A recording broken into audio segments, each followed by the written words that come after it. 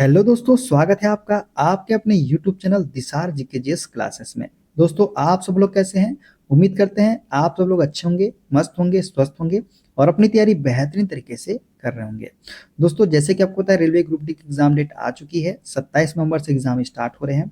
दोस्तों, हम आपको रेलवे ग्रुप डी के लिए यूथ बुक का सॉल्यूशन करवा रहे हैं। किसका? यूथ बुक का सॉल्यूशन, जिसमें दोस्तों आज हम आपको जिसमें हम प्रकाश की प्रकृति के बारे में जितने भी क्वेश्चन रेलवे ग्रुप डी में पूछे गए थे उसको हम आज कवर करने वाले हैं। वीडियो अच्छा लगे दोस्तों, वीडियो को लाइक कर दीजिएगा, शेयर कर दीजिएगा, कमेंट कर दीजिएगा। चैनल पे नए हैं, चैनल को सब्सक्राइब कर लीजिएगा पल पल की अपडेट के लिए। और दोस्तों, हमसे जुड़ने के लिए, क्लास की अपडेट के लिए आप हमारा टेलीग्राम चैनल ज्वाइन कर सकते हैं।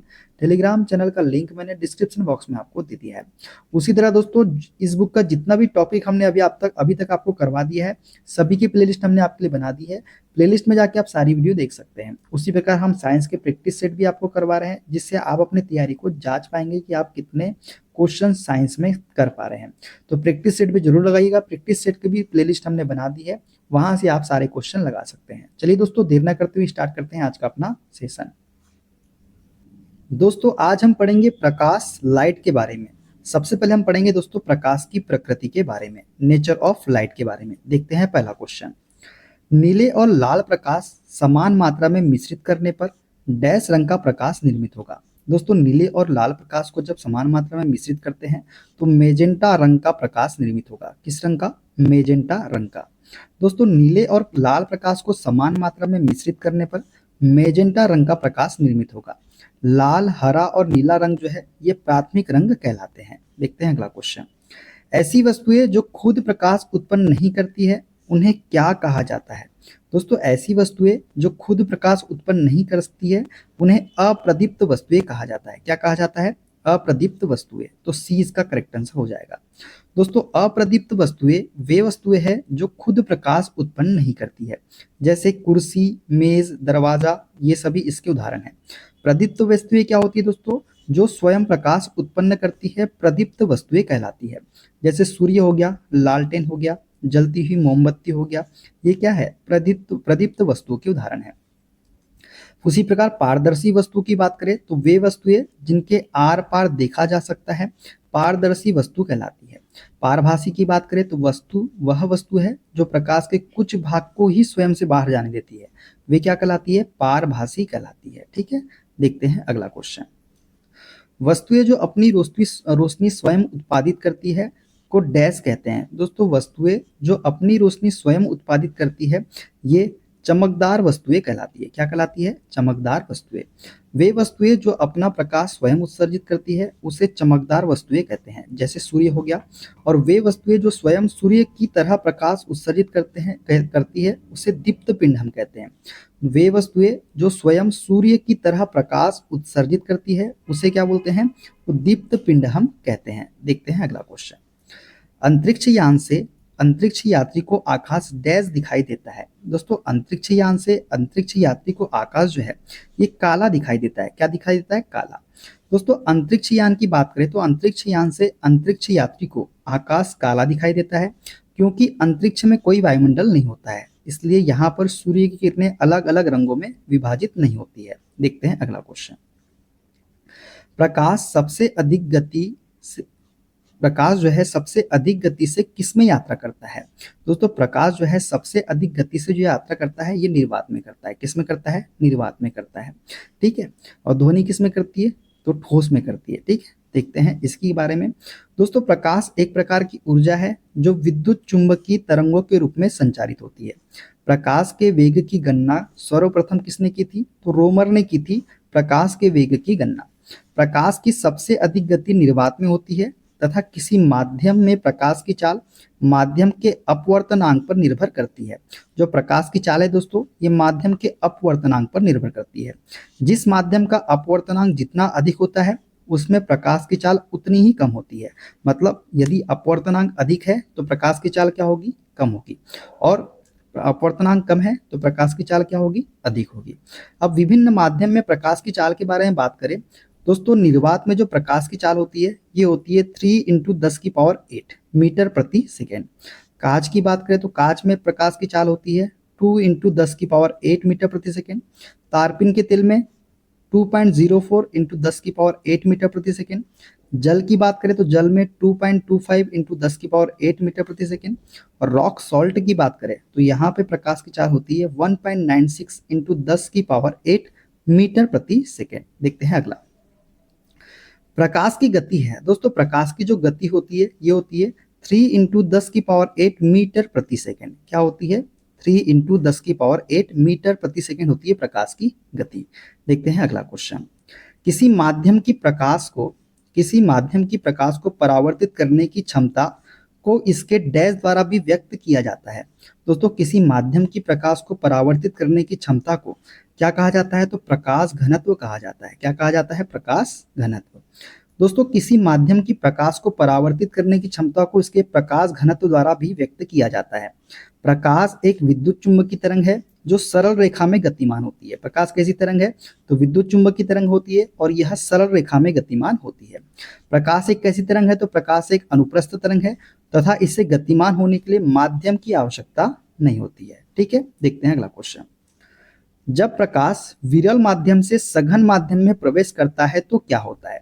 दोस्तों जब प्रकाश विरल माध्यम से सघन माध्यम में प्रवेश करता है तो क्या होता है? तो इसकी गति कम हो जाती है। क्या हो जाती है? इसकी गति कम हो जाती है। तो प्रकाश विरल माध्यम से जब सघन माध्यम में प्रवेश करता है तो इसकी गति कम हो जाती है। ठीक है, देखते हैं अगला क्वेश्चन।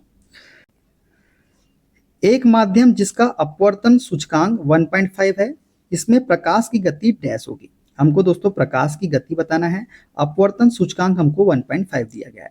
दोस्तों अपवर्तनांक बराबर क्या होता है? हम जानते हैं अपवर्तनांक बराबर होता है निर्वात में प्रकाश की चाल डिवाइडेड बाय माध्यम में प्रकाश की चाल। दोस्तों यहाँ पे हमको जो है निर्वात में प्रकाश की चाल कितनी होती है? तो ये होती है 3.3 इंटू 10 की पावर 8 मीटर प्रति सेकेंड होती है। अपवर्तनांक हमको कितना दिया है दोस्तों? तो ये दिया गया है 1.5 दिया गया है। तो माध्यम में हमको प्रकाश की चाल निकालना है। माध्यम में प्रकाश की चाल हमको निकालना है तो क्या हो जाएगा? माध्यम में प्रकाश की चाल बराबर ये हो जाएगा निर्वात में प्रकाश की चाल डिवाइडेड बाई अपवर्तनांक। तो निर्वात में प्रकाश की चाल कितनी है? 3 इंटू 10 की पावर 8 और अपवर्तनांक कितना है? 1.5 है। जब इसको सॉल्व करेंगे दोस्तों तो एक पॉइंट यहाँ से हटेगा तो यहाँ पे 10 हो जाएगा। ठीक है, इसको सॉल्व करेंगे दोस्तों 3 से काटेंगे 5 बार में, 5 से काटेंगे 2 बार में, तो 2 इंटू 10 की पावर 8 मीटर प्रति सेकेंड जो है इसका राइट आंसर आ जाएगा ऑप्शन नंबर बी वाला। कितना? ऑप्शन नंबर बी वाला हो जाएगा। 2 इंटू 10 की पावर 8 मीटर प्रति सेकेंड होगी प्रकाश की गति। ठीक है, तो इसका राइट आंसर क्या हो जाएगा? ऑप्शन नंबर बी वाला हो जाएगा। देखते हैं अगला। अब हम देखेंगे दोस्तों प्रकाश का परावर्तन के सारे क्वेश्चन, रिफ्लेक्शन ऑफ लाइट। पहला पढ़ेंगे हम दोस्तों परावर्तन के नियम, रूल्स ऑफ रिफ्लेक्शन के क्वेश्चन। देखते हैं पहला क्वेश्चन। एक प्रकाश किरण किसी अवतल दर्पण पर बिंदु M पर आपतित होती है। किरण बिंदु M को वक्रता केंद्र से मिलाने वाली रेखाखंड की रेखा के साथ 10 डिग्री का कोण बनाती है। किरण डैश के कोण पर परावर्तित होगी। दोस्तों एक प्रकाश किरण जो है किसी अवतल दर्पण पर बिंदु M पर आपतित होती है। ठीक है, और बिंदु M को वक्रता केंद्र से मिलाने वाली रेखा के साथ 10 डिग्री का कोण बनाती है। किरण डैश के कोण पर परावर्तित होगी। तो दोस्तों ये 10 डिग्री के कोण पर ही परावर्तित होगी। किसके कितने डिग्री के कोण पर? 10 डिग्री के कोण पर। अब क्यों होगी वो भी हम देखते हैं। दोस्तों जब एक प्रकाश किरण जब किसी अवतल दर्पण के बिंदु पर M पर आपतित होती है तब किरण की बिंदु M के वक्रता केंद्र से मिलाने वाली रेखा के साथ 10 डिग्री का कोण बनाती है। तब भी किरण 10 डिग्री के कोण पर ही परावर्तित होगी, अर्थात अवतल दर्पण द्वारा बने प्रतिबिंब की प्रकृति वस्तु की स्थिति एवं आकार पर निर्भर करती है। तो इसका राइट आंसर क्या हो जाएगा? 10 डिग्री ही हो जाएगा। देखते हैं अगला क्वेश्चन। जब प्रकाश किसी चमकीली सतह पर आपतित होता है तो डैश परावर्तन की घटना घटित होती है। दोस्तों जब प्रकाश किसी चमकीली सतह पर आपतित होता है तो नियमित परावर्तन की घटना घटित होती है। कौन से परावर्तन की? नियमित परावर्तन की। दोस्तों नियमित परावर्तन की बात करें, इस प्रकार के परावर्तन में प्रकाश की किरणें किसी समतल चिकने परावर्तक पृष्ठ पर समानांतर दिशा में आपतित होती है तथा परावर्तन के पश्चात भी परावर्तित किरणें समानांतर ही बनी रहती है। अतः जब प्रकाश की किसी चमकीली सतह पर आपतित होता है तो नियमित परावर्तन की घटना घटित होती है। ठीक है, ये एक चमकीली सतह है दोस्तों, यहाँ से एक किरण आई, आपतित किरण आई तो क्या परावर्तित किरण भी क्या होती है? समांतर जा रही है। देखिए ये समांतर आई तो ये इसके समांतर चलेगी, ये समांतर आई ये इसके समांतर चलेगी, तो ये क्या है? नियमित परावर्तन है। अब देखते हैं दोस्तों समतल दर्पण से परावर्तन के सारे क्वेश्चन। एक समतल दर्पण के लिए छवि होती है। दोस्तों एक समतल दर्पण के लिए छवि होती है हमेशा आभासी और पार्श्व उल्टी। तो डी इसका करेक्ट आंसर हो जाएगा। एक समतल दर्पण के लिए छवि कैसी होती है? तो आभासी होती है और पार्श्व उल्टी होती है। दोस्तों एक समतल दर्पण द्वारा बनाया गया प्रतिबिंब पार्श्व रूप से उल्टा एवं आभासी होता है, अर्थात वस्तु का दाया पक्ष प्रतिबिंब के बाएं पक्ष के रूप में दिखाई देगा एवं वस्तु का बायां पक्ष प्रतिबिंब के दाएं पक्ष के रूप में दिखाई देगा। ठीक है, देखते हैं अगला क्वेश्चन। एक समतल दर्पण द्वारा बनाई गई छवि हमेशा होती है। दोस्तों एक समतल दर्पण द्वारा बनाई गई छवि जो है ये हमेशा आभासी और सीधी होती है। कैसी होती है? आभासी और सीधी होती है समतल दर्पण द्वारा बनाई गई छवि। दोस्तों एक और पालिश की गई कांच की समतल प्लेट समतल दर्पण कहलाती है। समतल दर्पण से बनने वाले प्रतिबिंब आभासी और सीधे होते हैं क्योंकि परावर्तित किरणें किसी एक बिंदु पर मिलती नहीं है वरन प्रतिबिंब से झुकती हुई प्रतीत होती है। इसलिए ये किरणें किसी पर्दे पर वस्तु के वास्तविक प्रतिबिंब का निर्माण नहीं कर सकती है। तो राइट आंसर हमने आपको बता दिया। चलिए देखते हैं अगला क्वेश्चन। एक समतल दर्पण द्वारा बनाई गई छवि की विशेषताएं हैं। दोस्तों एक समतल दर्पण द्वारा बनाई गई छवि की विशेषताएं होती है, छवि जो बनती है समान आकार की बनती है, सीधी बनती है, पार्श्व तौर पर उल्टी बनती है और कैसी बनती है? आभासी। आभासी है तो सीधी बनेगी, इससे आप डायरेक्ट याद रख सकते हैं। ठीक है, और पार्श्व तौर पर उल्टी बनेगी और समान आकार की बनती है समतल द्वारा बनाई गई छवि। दोस्तों ऐसे दर्पण जिनका परावर्तक पृष्ठ समतल हो वह समतल दर्पण कहलाता है। समतल दर्पण का उपयोग आईना मिरर बनाने में होता है। समतल दर्पण द्वारा बने प्रतिबिंब की प्रकृति आभासी और सीधी पार्श्व तौर पर उल्टी होती है तथा प्रतिबिंब दर्पण के पीछे उतनी ही दूरी पर बनता है जितनी दूरी पर वस्तु को दर्पण के सामने रखा जाता है। ठीक है, देखते हैं अगला क्वेश्चन। डैश दर्पण हमेशा वस्तु की एक ऐसी छवि निर्मित करता है जो आभासी, बड़ी और समान आकार में होती है। दोस्तों यह है हमारा समतल दर्पण। समतल दर्पण हमेशा एक वस्तु की ऐसी छवि निर्मित करता है जो आभासी, बड़ी और समान आकार में होती है।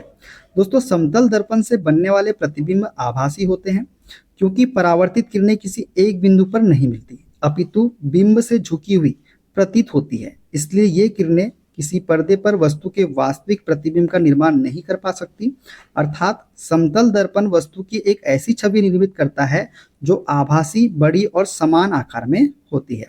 उत्तल दर्पण की बात करें दोस्तों तो उत्तल दर्पण वे दर्पण है जिनका परावर्तक तल बाहर की ओर उभरा हुआ होता है। इसका प्रतिबिंब आभासी, सीधा और छोटा होता है।